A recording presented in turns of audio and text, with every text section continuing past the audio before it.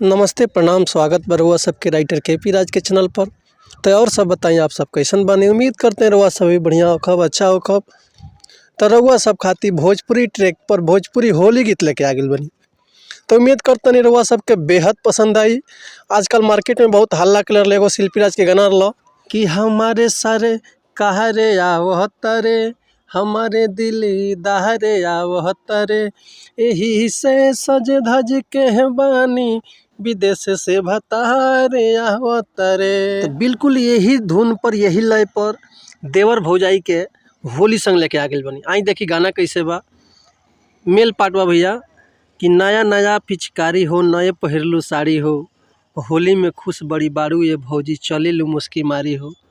फिर फीमेल के मैटर बा कि उ सूट सलवार लाइल बड़े, गले के हार लाइल बड़े, होली में चोली रंगाइब हम बलम जी हमारे आइल बड़े। आई देखिए के गावे के कैसे बा, कौना भाव में गावे के बा, रउआ के हम गा के समझाओ तनी। जेंट्स के पाटवा भैया कि नया नया पिचकारी हो, नए पहिरलू साड़ी हो, कि नया नया पिचकारी हो, नए पहिरलू साड़ी हो, होली में खुश बड़ी बारू ये भौजी चलेलू मुस्की मारी हो।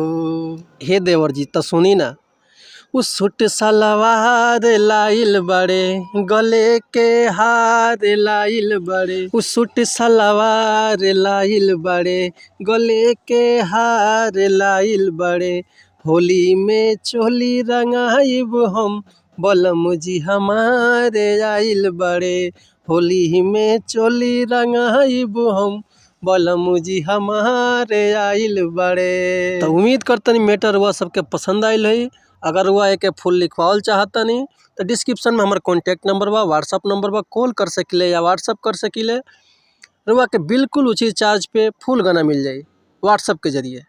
तो ऐसे पहले कह भैया अगर हमारा गाँव में कोनो मिस्टेक भइल होखे तो भैया खातिर क्षमा चाहतनी। ऐसे हम गायक ना है भैया, रुआ सब खातिर खाली समझा सकिले, गा के थोड़ा बहुत बता सकिले, लेकिन हम गायक ना हैं।